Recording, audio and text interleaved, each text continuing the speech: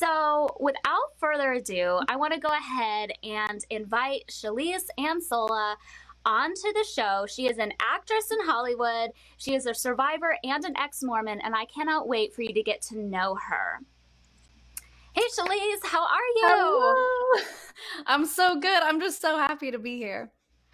Well, I am thrilled to have you here. And for anybody who doesn't know Shalise, I have known her, I guess, sort of professionally from advocacy work for a little while, but I actually just spent a whole week in California with her. So she is the real deal. Not only is she a powerful activist and advocate, but she is just a great all around person. And we had so much fun together. As are you, Ashley? Thank you. Well, it just feels like a beautiful continuation of our trip to just have you pop on the show. I know you have a powerful presentation lined up for us today, so I'm not going to waste any more time talking. I'm just going to hand the stage over to you and cue up your slides. All right. All right. Thank you so much. Honestly, I'm just very thrilled to be here. And thank you to everyone who is watching. I appreciate you tuning in. And I'm excited to share my story and hopefully offer some tips for your own healing and growth. So again, my name is Shelise Ann Sola, and I am an abuse survivor and advocate. All right, you are powerful. Tips for reclaiming your sovereignty. So what we're going to talk about today is a little bit about my life as a Mormon.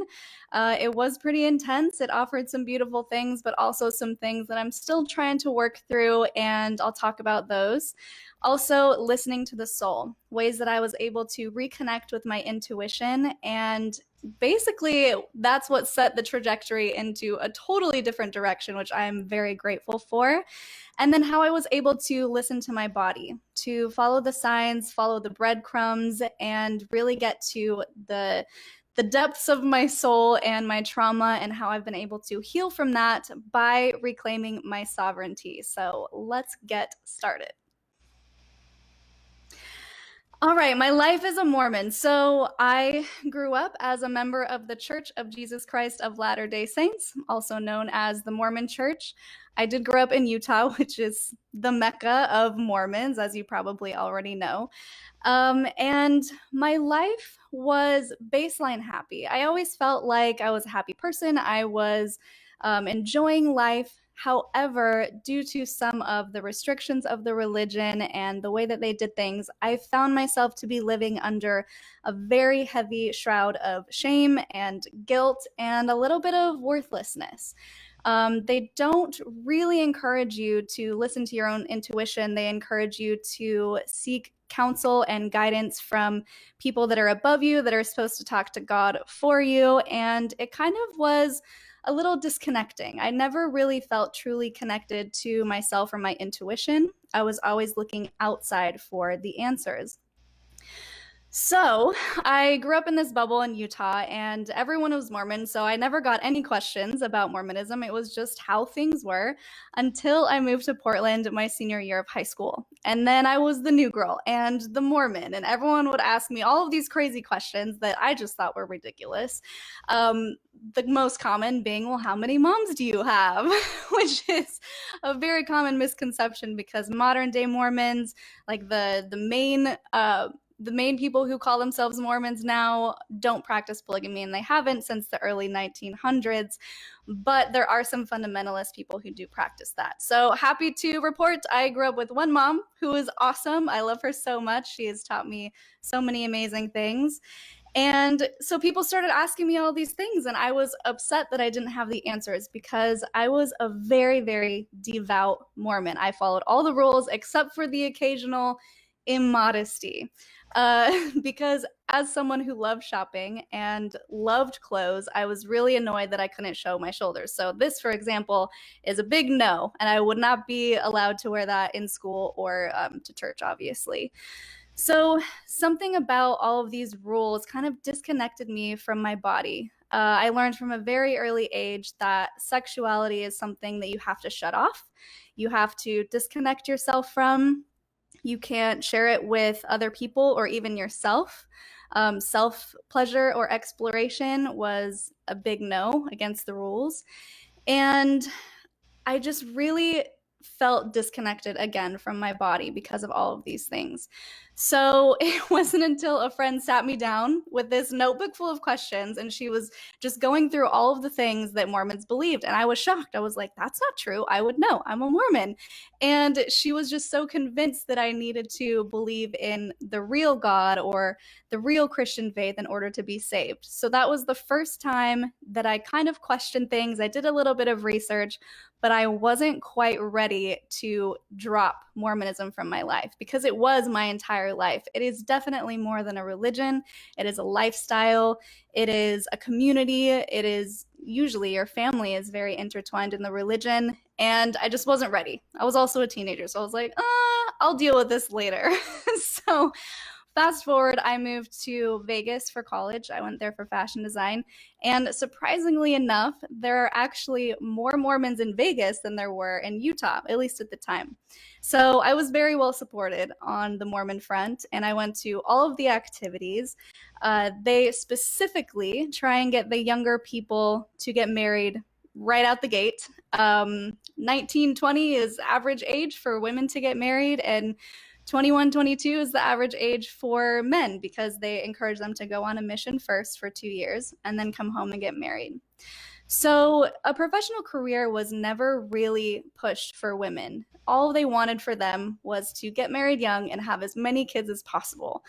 And it's interesting because they really try and shut off your sexuality before you're married. And then right when you get married, it's like, have all the kids. So there's a lot of confusing things there. So, as a good Mormon girl, I got into a relationship. I had been dating this guy for a year and I was in love, and it was, oh, he's going to be my forever. And he was Mormon and he was worthy and all of the good things.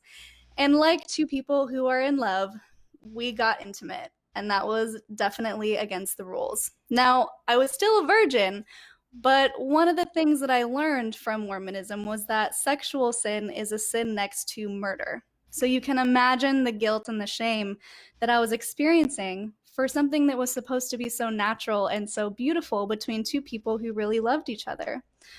So we ended up going to the bishop, confessing our sins, and that day was probably one of the worst days of my life. I was told that I was not spiritual enough, that I was a bad influence on my boyfriend, who he encouraged to break up with me, and he did. I was told that everything I had done or experienced was wrong and that I wasn't worthy. And it was really, really hard for me to hear. This is coming to someone who would work on the Las Vegas Strip in a string bikini, which I know is against the rules, but it was my uniform, and then drive immediately to church, changing in the car just so that I can make it to the last hour and be a good Mormon. So I was completely devastated. I felt so much shame and guilt, and I just did not like that. I mean, who likes those feelings, right? So I sat with myself for the first time and I thought, these emotions are so difficult, and I feel like such a horrible person. What if this church isn't all it's cracked up to be?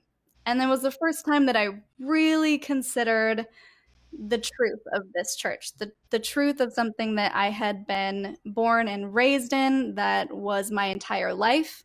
My goals were wrapped up in it. And so I finally went to the computer for a second time, but this time I was open to receiving the answers. And what I found was completely devastating. What I found was not in line with what I had been taught. And in that moment, I realized I am no longer a Mormon. And it was terrifying, for one, but it was also incredibly liberating. I now had a chance to rewrite my future, to rebuild who I was or who I thought I was, and take control of my own life. Next slide, please, Ashley. So, listening to the soul, discovering spirituality. This was the first time I really paid attention to my intuition. And I said, okay, what feels right? Now that everything has collapsed, where do I go from here? I like to explain the analogy almost like a Jenga game. So, growing up, there were a few things in the church that I didn't really like, and I would pull out a few pieces here and there, but it was still standing. I was still able to keep that foundation there. But after that long night, actually, like through the morning, I probably spent 12 hours on the computer. It was like someone just took the bottom layer of Jenga pieces and just swiped it out from under me, and everything collapsed.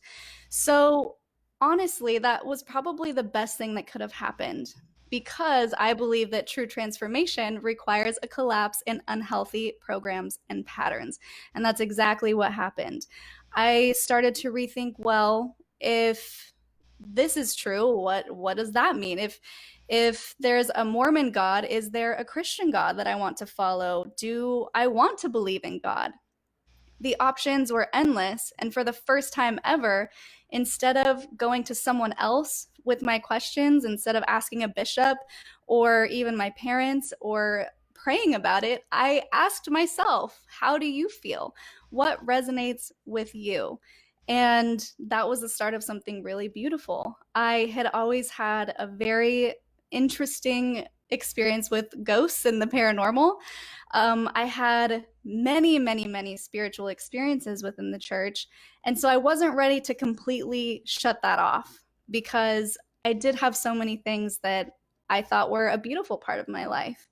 So finding what resonates and then leaving the rest. You be the master of your story. Follow your highest excitement in any given moment.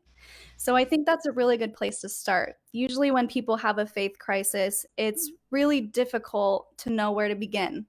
It's like, I'm just at square one. Where do I go from here? And what I like to tell people is follow what excites you the most and just see where it leads you. Be present in your decision and just follow the trail of your own intuition. And you will be so surprised at what you find when you really just surrender to the flow of life. The next thing was redefining my experiences. Use your new perspective to color the lens through which you view your past, present, and future. As I mentioned before, I had many spiritual experiences in the church that initially I just accredited to making sure the church was true. It was like, wow, I just had this incredible experience where my mom gave me a blessing, and the next day I wasn't sick anymore. That must mean that the church was true. Or when we were deciding to move to Portland, I prayed fervently and I looked through the scriptures, and I would do the thing where you flip through and then like put your finger on it and see if it's an answer to your question. And honestly, it really was extremely helpful and it worked for me. And so, what I like to think now is, looking back at those spiritual experiences, it doesn't mean that all of that was void. It doesn't mean that all of that was my imagination or made up. I can reclaim those, but through a new perspective. So now I understand that when I prayed and felt the spirit, is what Mormons would call it, feeling the spirit, I can see that as feeling into my higher self, or even feeling closer to God, but not a God that's on a throne and telling you that which thing is good and which thing is bad, and if you're worthy or if you're not, but seeing God as an entity of unconditional love and having a spiritual experience with that type of energy, rather than attributing it to Mormonism, no longer allowing Mormonism to monopolize my spiritual experiences, but to see them for something different. Next slide, please. So, listening to the body, do what feels good. I finished school for fashion and I moved to Los Angeles, where I am now. And things were going great, even though it's a little rocky. Living in LA can be a little tricky, but it was still a great experience. After about 6 or 7 years, I was finally acting in commercials, getting roles. I was working on TV shows, like full-time jobs, costuming animals, which was one of my fun, really random jobs. And everything was going great. I was even in a great relationship with someone going on like a year and a half. And then I followed the breadcrumbs after listening to my intuition to then listen to my body and uncover some memories. So, what happened was, I had been going to this holistic doctor who's a kinesiologist. For those who don't know, it's a way of muscle testing. So, you can ask questions, and based on the way that your body reacts, it's like your unconscious is sending a message and manifesting it in a physical way. So normally when I would go to my kinesiologist, I would just do muscle testing to see what was going on with my body. If I was sick, I would go figure out what was wrong, take some supplements, feel better. And then I learned that this kinesiologist also did energy work and emotional clearing. So, through the same type of procedure, she could ask questions and then see if there were any emotional blocks stored in the body. And at this point, I had already started learning about energy and about quantum physics and how we're all connected and how our bodies are just basically energy fields and emotions carry vibration. And so it would make sense that just as something physical can get lodged in the body, so can emotions. So she started going through just like on a random day, talking to herself and pushing my arm down, getting answers.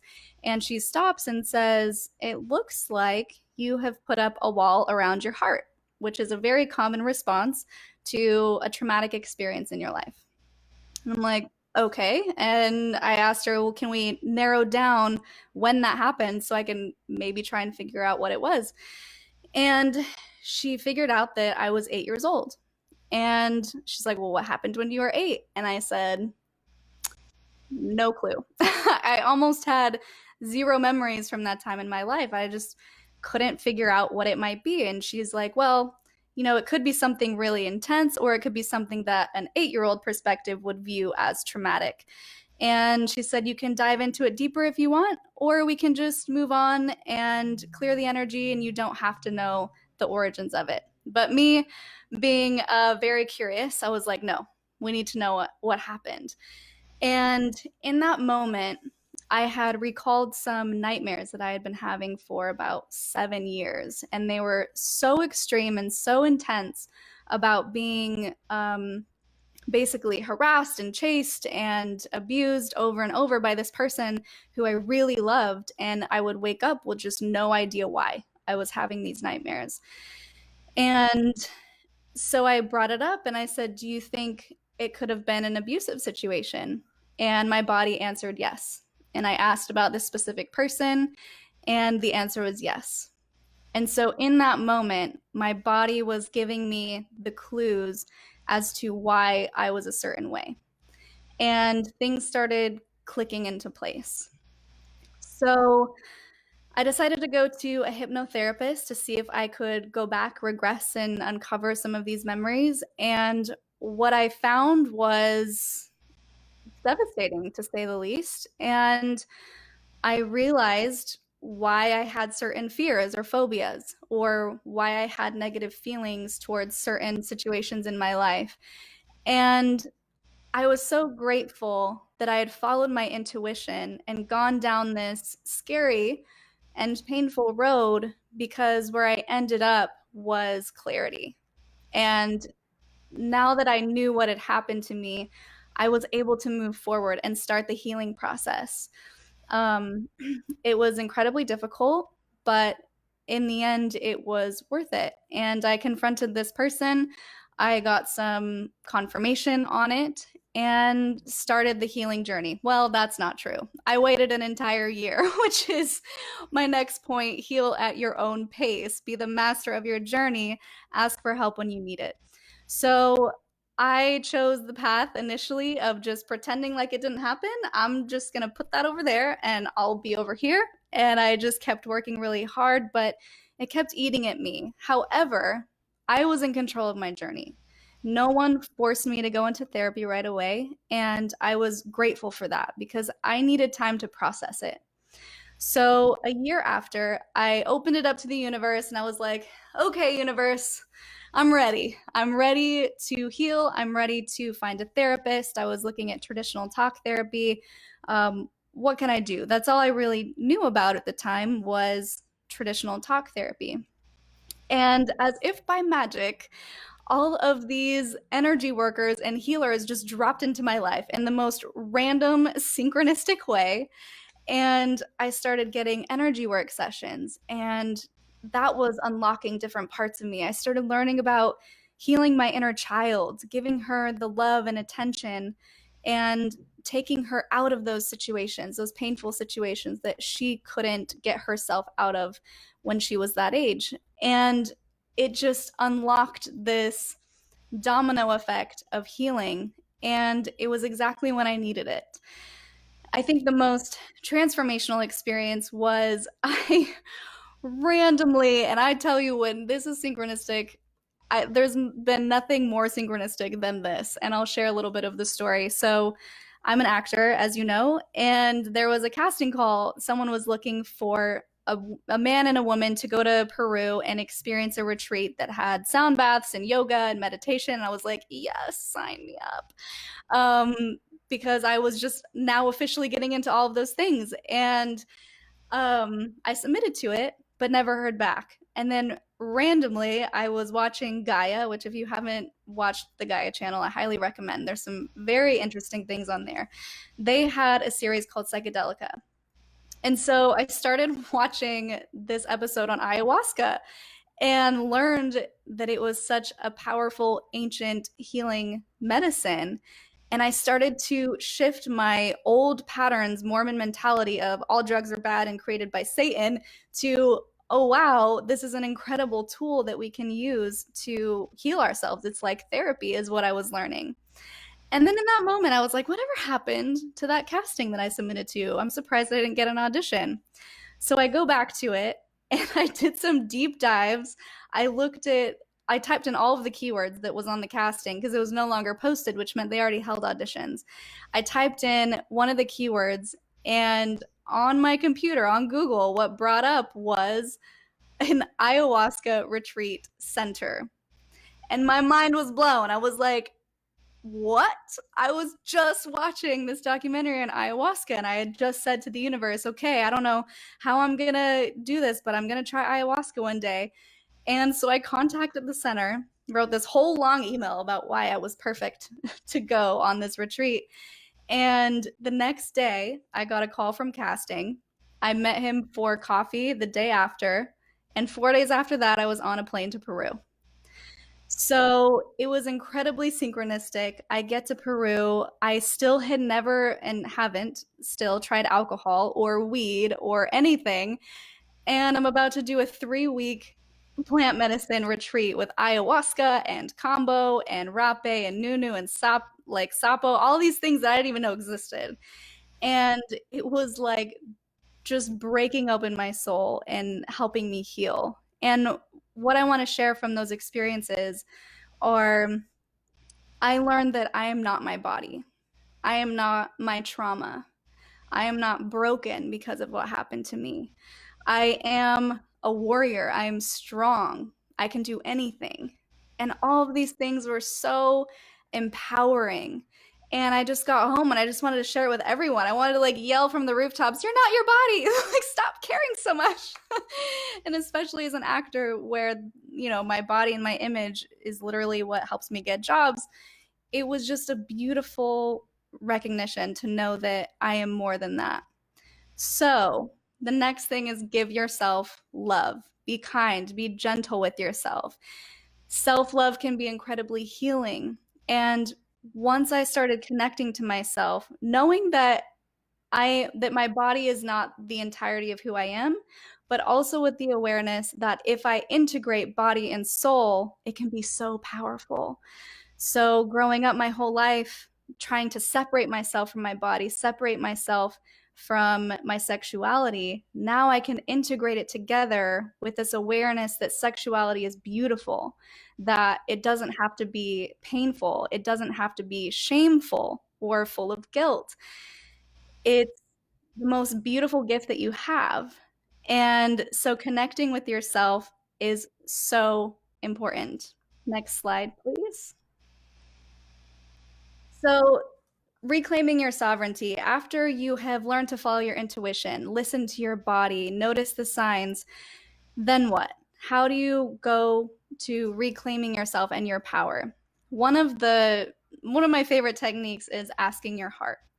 And I learned this in one of my energy classes. It's my favorite. So if you put your hand on your heart, it helps connect your mind to the physical, and it helps draw your awareness to your heart center.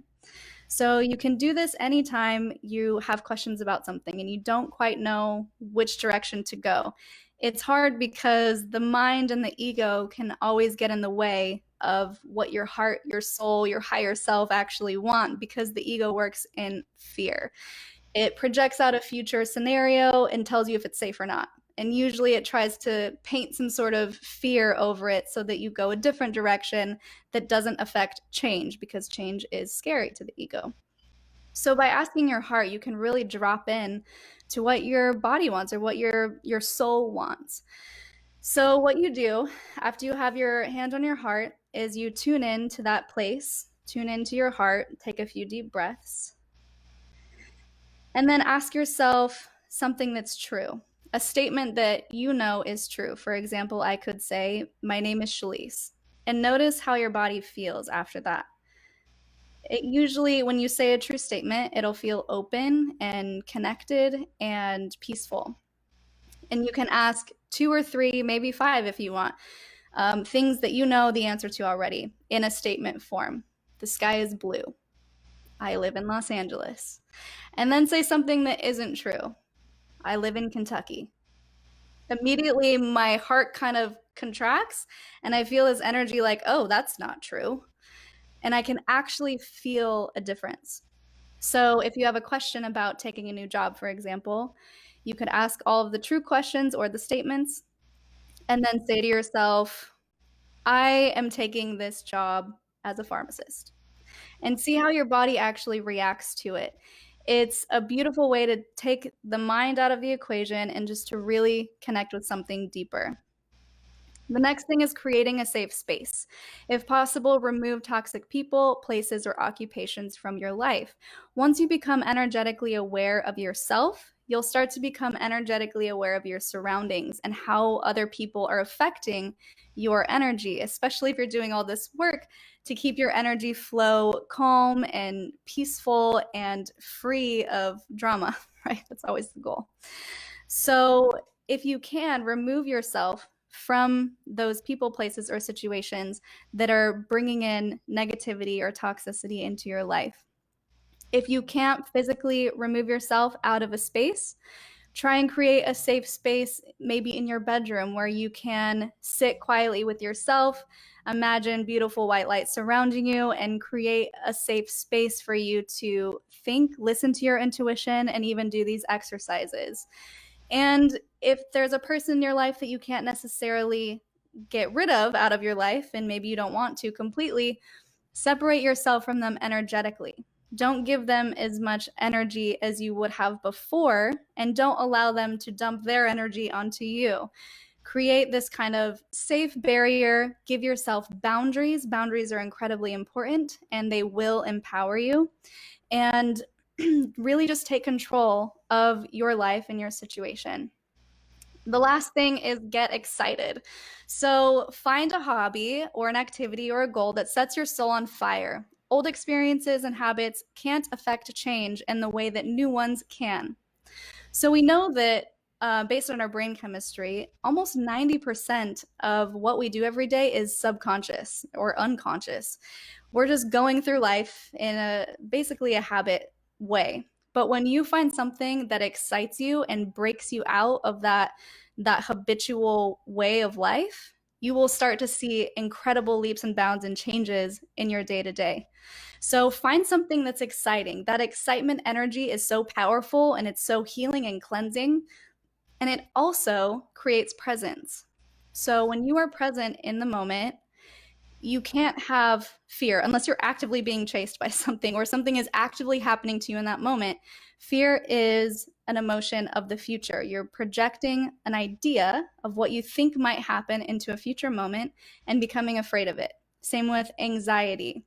So those drift away when you come into the present moment, as well as guilt or shame, which are past emotions. When you think about something in your past, you project your consciousness into that moment and react to it in a certain way. So there is incredible power with presence when you just allow yourself to be in the moment, when you allow yourself to take a deep breath and say, am I safe right now in this moment? Usually the answer will be yes. And usually you can breathe into that and just melt away all of the worries, at least for a few hours, right? If you're doing it right, if you're really connecting and meditating in that moment, which is why I love the idea of hobbies, because when you find something that excites you, usually that puts you in that present moment. For me, it's dancing. I love dancing. I've been doing it since I was a kid, and it makes total sense that that was the only way I could connect to myself, really connect to my body without feeling ashamed of it. And I can just express myself. When I'm dancing, I am very much present and in the moment, because if I wasn't, I would probably fall on my face. So, finding a hobby, maybe it's playing an instrument, and you see those people when they really get in that present moment, they get into the zone. Like if you've ever seen Soul, the Pixar movie, you know what I'm talking about. They just become this energy that is unstoppable. So, that is something that I would definitely recommend trying. Next slide, please. Sorry, someone was calling me. So that's it. I would love to connect with all of you. My website and blog where I write about different experiences is shaliseannsola.com. My social media is on Instagram at Shelise Ann, where I just post silly videos, dance videos. I try to keep a positive energy going there. And also my travel page is at Sola Spirit Travels, where I have blogged extensively about my Peru trip, if you're interested in that, and ancient mysticism and rituals, and then also the podcast. So I'm a co-host of Mormons on Mushrooms podcast, where we basically talk about all of this stuff, healing toxic religious shame through plant medicine and expanded consciousness. So I would love to connect with you. And again, thank you so much for joining and listening in. Oh my gosh, Shalise, that was beautiful. That Thank was you. so amazing. And we have had different people on either the Courage Conversation show or in our past events. We've had a lot of therapists, and this is just like a new perspective that I don't think our audience has heard very much from. Yay! And so I am hoping that this is going to spark new ideas because, like you said in your talk, everybody heals differently. Everybody has their own unique healing path. And I love that you presented what worked for you. And I hope that this kind of sparks some interest. I've also looked at a lot of therapists are starting to use plant medicine through microdosing, and it's so interesting how just even like 5 years ago that wasn't really even a conversation. And so Yeah. I love that. Wow. Thank you. And I do want to mention, and I'm glad you said that, because I meant to say in there as well that your healing journey is absolutely your own. And you don't have to go to Peru and experience plant medicine for 3 weeks at a time to get healing. That's part of claiming your sovereignty, is deciding for yourself. Do I want traditional talk therapy? Do I want to do meditation? Do I want to experience plant medicine? All of that is 100% up to you. And I would even recommend asking yourself through the heart asking technique, which one is best for you, and then decide from there.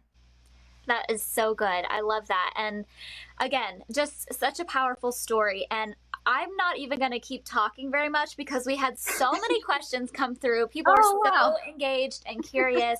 We've had so many lovely comments. So I'm just going to jump right into those. So the first one that I have here is, did the Mormon church make leaving extremely difficult?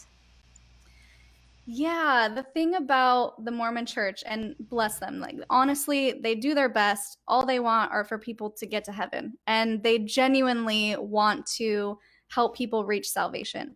So, what happens when you leave is they do their best to keep you in and make sure that you don't leave.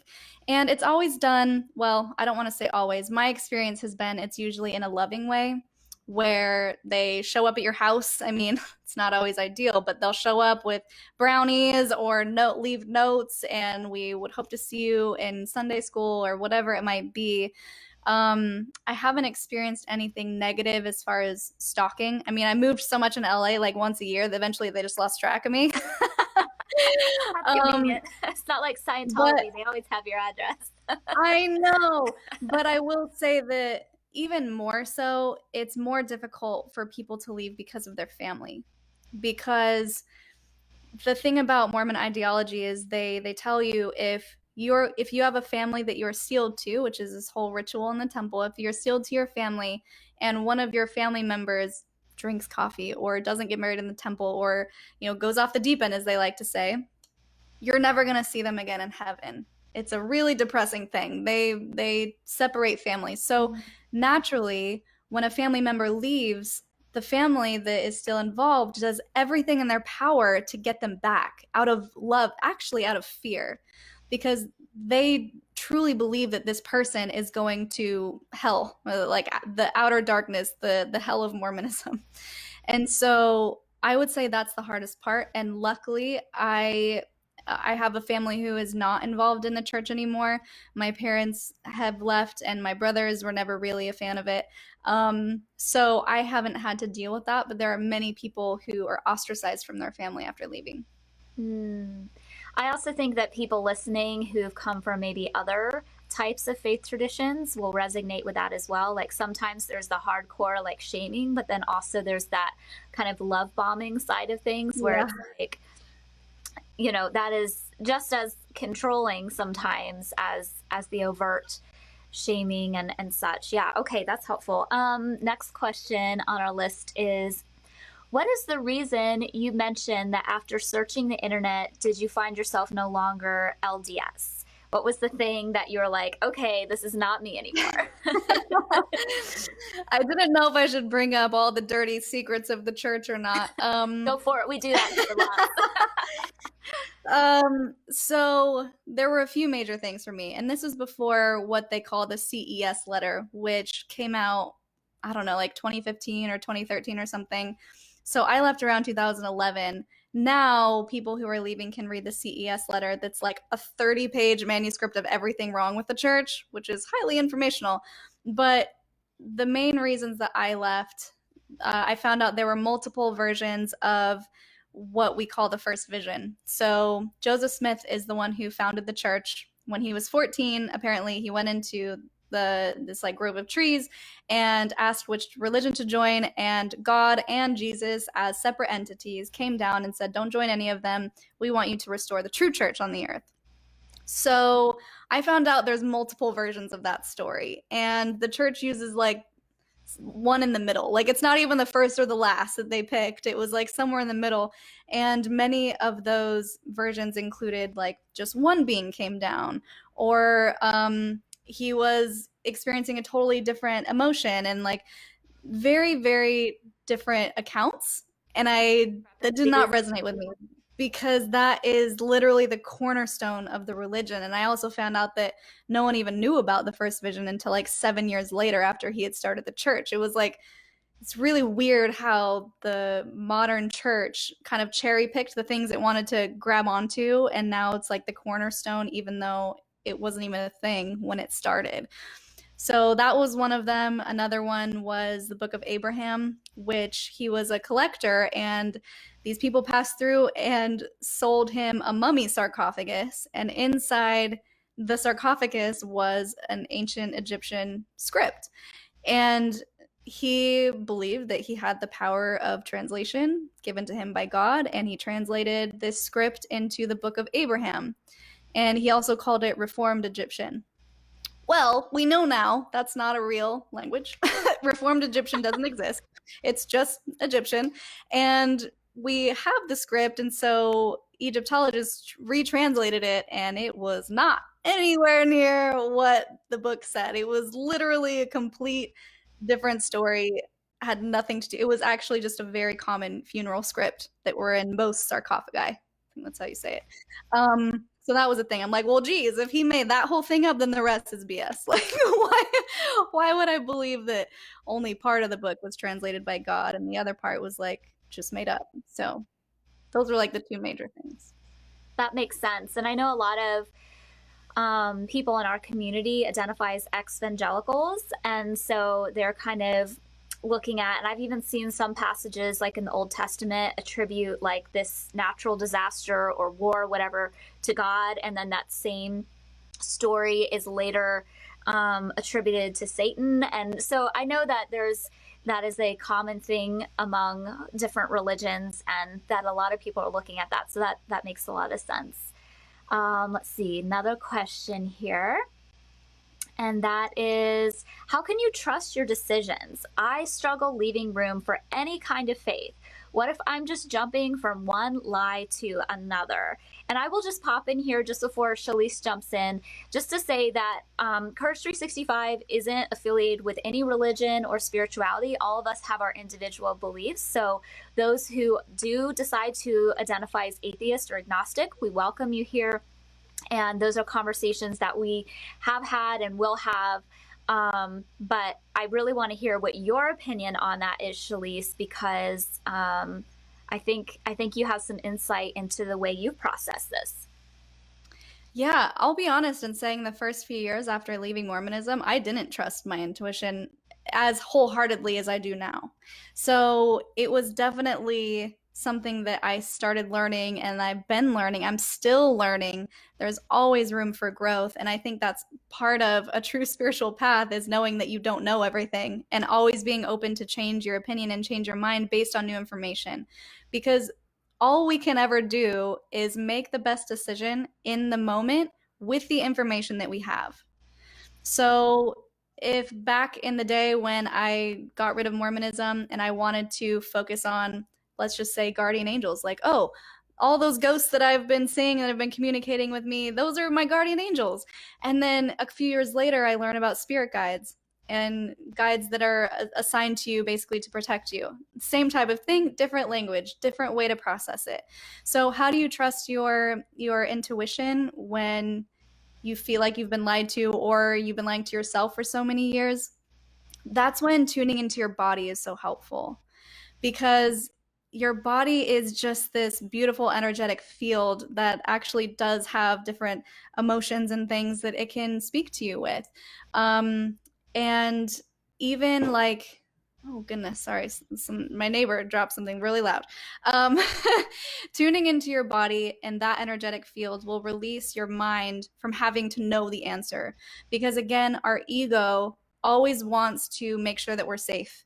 And if it thinks something is a little tricky and I don't know about that, it's a little scary, it tries to sway you in a totally different direction. So, following your gut, like your actual stomach, following your heart, and tuning into that, and just taking the first step and see where that leads you. And if it is a step that you feel like might be in the wrong direction, you can always change courses and go a different direction. I love that answer so much. And those are some of the things we talk about. And I have a course separate from Courage called Intuition Mastery. And so if you want more resources on that, I'm happy to drop links and tell you all about that. But yeah, that is just such a perfect answer. I think that's the thing about religion and, just many groups is like, we have the one truth. And it's like, maybe we're all experiencing something and we're giving different language to it, and then there's stories around that thing that we're actually experiencing, and sometimes those stories are right and sometimes they're a little off, and sometimes you change your language. And yeah, I love how you're just saying, like, listen to what your body is saying. That's beautiful. We've got several more questions here, so I'll try to speak through them a little bit. What is the process you went through to heal from religious trauma? It sounds like you went through trauma by listening to you. And I know this is asked a little bit earlier in your conversation, but maybe what you can do is maybe like pull out one of the biggest things that really helped you heal from religious trauma, maybe that you didn't mention. If something comes to mind. The first thing that comes to mind is I still am. It's been like 10 years and I still am. And I think it's just being patient with yourself. So meditation is a great way to tap into that.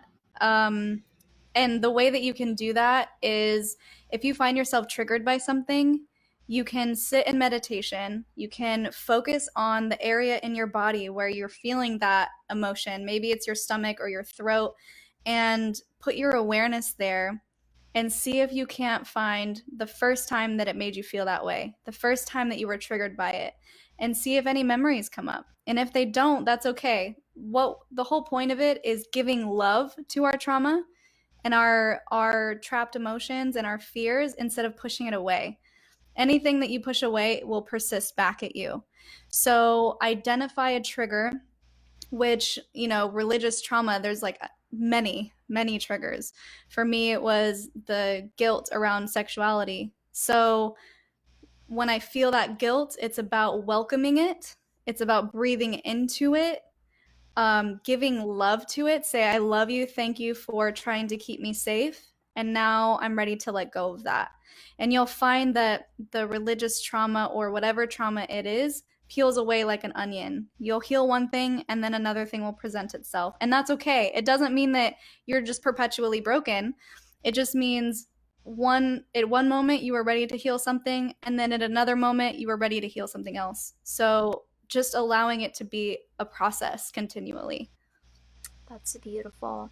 I love that onion analogy. And it also reminds me of like everything is expansive. The universe is expansive when you look at, the science of that. And so there's always new levels of enjoyment and joy and pleasure and healing that you can reach, which also means that there's always more things that you have to heal. But, with that expansiveness, there does come new layers, but it doesn't mean that you're broken. It's just there's new opportunities. And beautiful, beautiful. How did you learn to trust yourself after being raised in the LDS church? I think you've kind of gone over that quite a bit. So hopefully that person got their question answered. Somebody was just affirming that, yes, oftentimes what happens when memories of trauma erupt while raising small children, they get put on the back burner. I think you were talking about how that year, you kind of set things aside.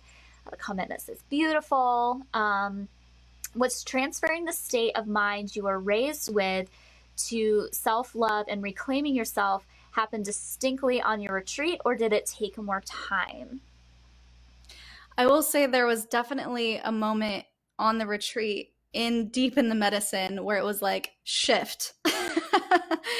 However, the medicine is really just like opening a doorway to your trauma. It isn't the answer. It isn't the fix.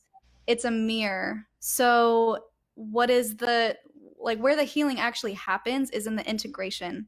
So of course, in a state of euphoria, in a state of pure perspective where it pulls you up out of your normal perspective and allows you to see a bird's eye view of your trauma or a bird's eye view of your life in general. And it gives you that new perspective. But what you do with that perspective is where the healing happens. So after I came home, I was on this high. I'm like, I'm not my body. I'm great. Like, everything's awesome. I love myself and yay, me. And then it slowly fades. So I think the key to that is consistently remembering, consistently practicing self-love and getting rid of negative self-talk. One thing that really helped me was I used to look in the mirror and be like, oh, look at my chubby thighs, or like, oh, this is so gross, or that scar, or whatever it was. And then when I got home, I started replacing that with healthier language. Like, wow, what an amazing vessel that I have where I can run if I want to. I can dance if I want to. Everything works. I'm healthy.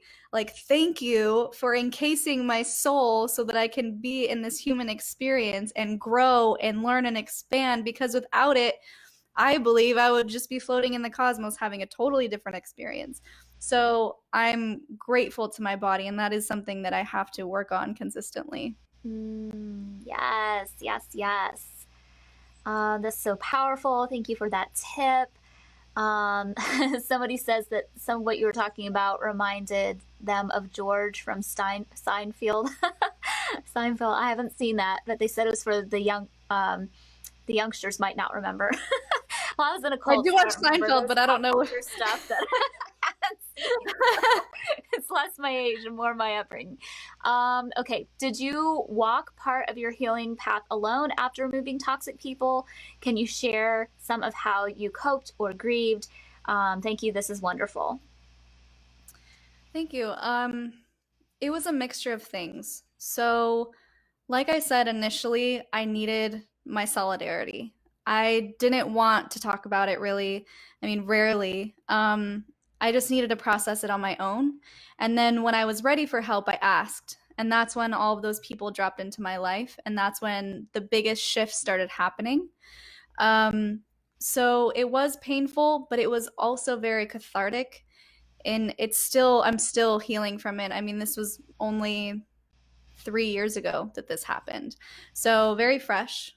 And I will say one of the biggest things that's helped me has been psychedelics and plant medicine, specifically mushrooms. I think they are incredible. They're such a way to purge and heal emotions. Like you And they're said, not Ashley, addictive. they're not addictive.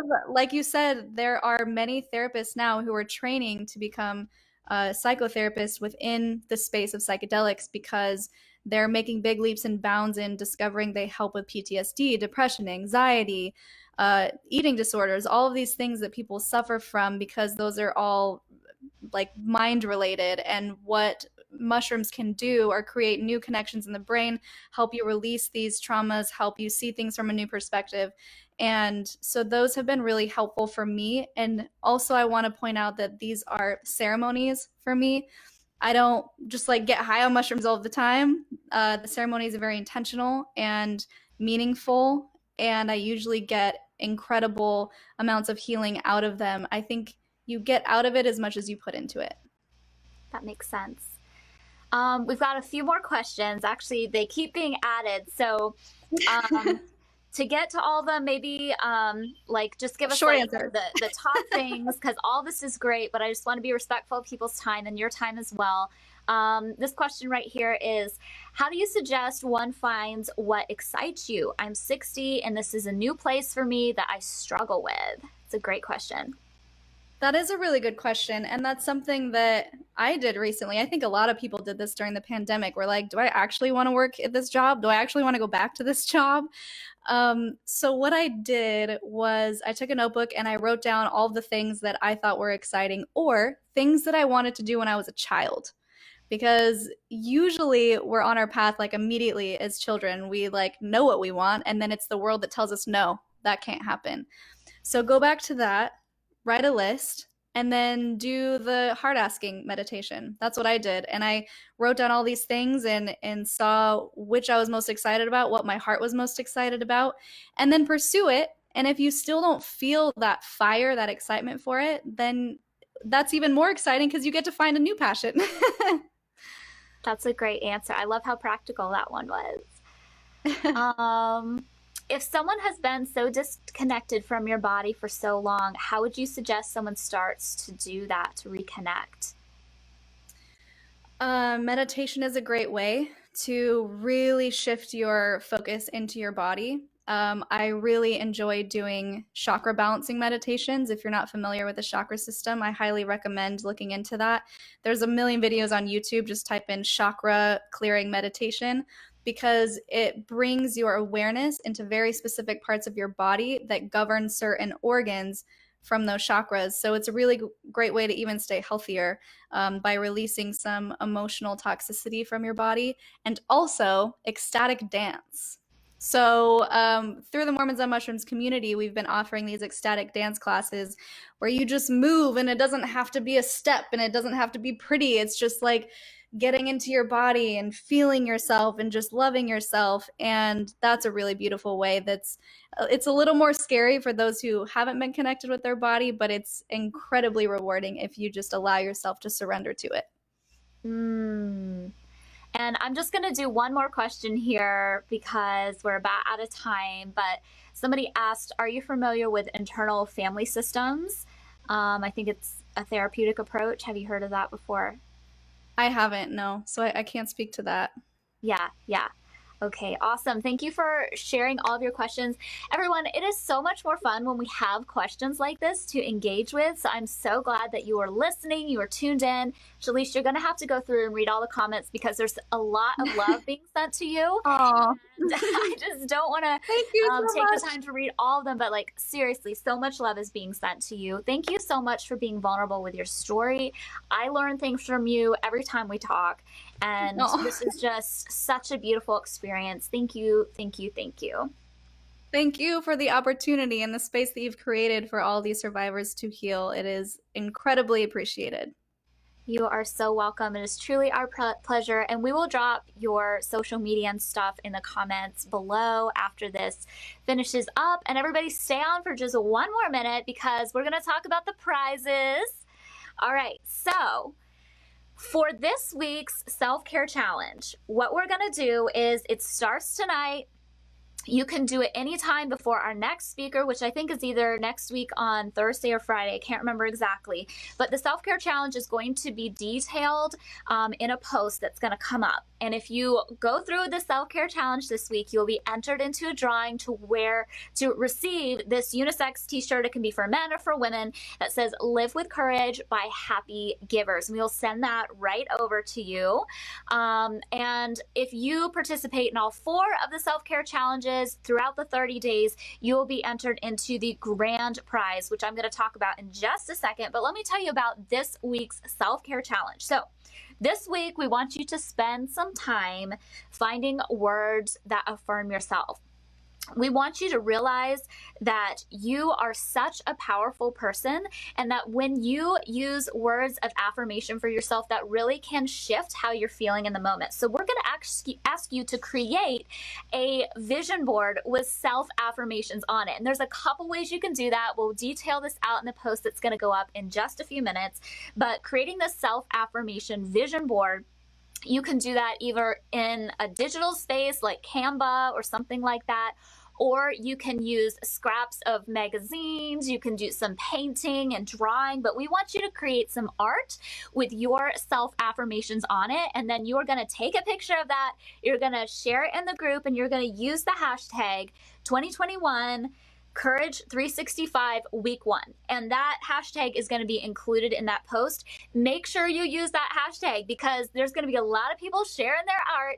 And the way that you'll be entered into the drawing is we're going to search that hashtag, and we're going to pick a number, between 1 and however many people, and choose somebody from there. So if you don't use the correct hashtag, you won't be entered in for the drawing. So make sure that you do that. It's going to be so exciting to see who wins that t-shirt. And then, like I said, at the end of the month, if you participate in all 4 self-care challenges, we'll have 1 each week. You'll be entered into the big drawing, which is going to be some merch from Happy Givers, including a t-shirt, but there's going to be other stuff like stickers and a tote bag. You're going to get a free copy of my book, The Courage Coach, a practical, friendly guide on how to heal from abuse. You'll get a subscription to the Calm app, which is a meditation app that I love and use almost every day, especially for their sleep stories. It is so great. And some beautiful custom art from David Hayward. Sometimes you'll hear him go by the Naked Pastor, and it's a really cool piece of art. We're going to show you what that looks like. You'll also have an opportunity to purchase some of this Courage merch, like the t-shirts and this artwork. You'll be able to purchase a copy of it, but the person who wins this giveaway will actually get the original artwork. This is over $450 value, so you're going to want to take time to do those self-care practices, because whether you win or not, that's going to be helpful to your life. And if you do win, you get a lot of great stuff. Last thing I'm going to say is, if you are not on our text message list, feel free to sign up for that. There's a post that just went out today inside the Facebook group. You just have to text Courage to the number on that slide that you'll see inside the group. And every morning, Monday through Friday, you'll get an empowering message from Courage 365. We don't spam you. We give you helpful information and morning empowerment things. There'll be more details to come about the 30 Days of Courage. I'm so glad that you all decided to tune in with us. This has been such a wonderful experience for me. And before we go, I want to tell you one way that you can help us. So if you enjoyed this talk with Shalise and you would like to be able to help us continue creating environments like this to have powerful speakers, we have a value that we pay survivors to speak when they keynote for us. And if you want to help contribute to us being able to have keynote speakers like this, as well as some of the free resources that we're going to tell you about in just a few days, you can help us by becoming a Courage Ally donor. And when you become a Courage Ally donor, you can sign up to give a monthly donation for as little as $9 a month up to, there's several different price ranges. And even just a gift of $9 a month can really help our nonprofit continue to serve survivors and create epic content for you. And it's not on the screen now. I'll make sure to do that in the future, but all you have to do is go to courage365.org/donate. That's courage365.org/donate. And you can either give a one-time gift or you can sign up for a monthly gift, and either of those ways would really, really help us be able to provide more content for you. Thank you all so much for coming. We are super excited to have you for the rest of the month. More epic things to come. Live with courage.